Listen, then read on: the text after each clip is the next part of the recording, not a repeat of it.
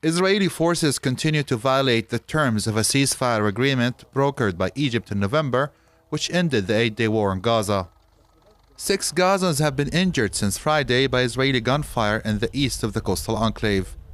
Most victims were farmers working on their land in the so-called buffer zone. It is the most fertile area in Gaza and makes up 30% of its arable land.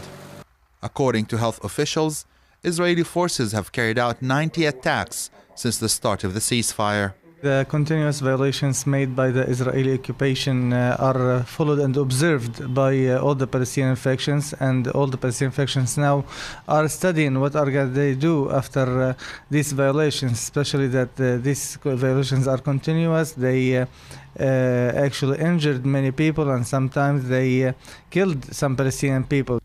Pro-Palestinian international activists accused Israeli forces of committing crimes against Gazans. There have been 86 injuries and 4 deaths since the ceasefire was announced on the 22nd of November.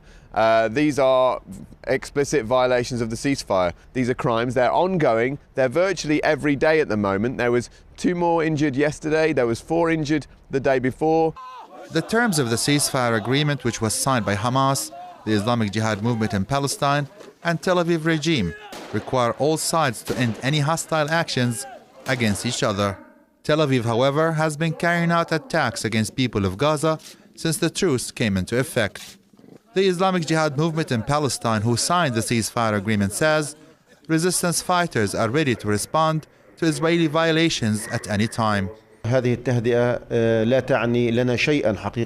ceasefire will be meaningless for us if the Israeli violations continue. Palestinian resistance fighters are ready to defend their people, and we hold the Israelis fully responsible for the violation of the ceasefire. We are also calling on Egypt to exert pressure on the Israeli enemy to stop the violations.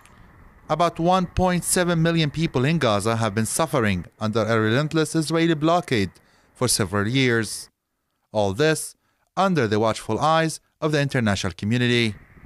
And observers believe, in light of the Israeli violations, the November ceasefire agreement will not last for long.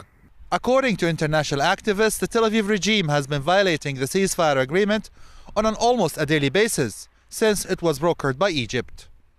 Ashraf Shannon, Press TV Gaza.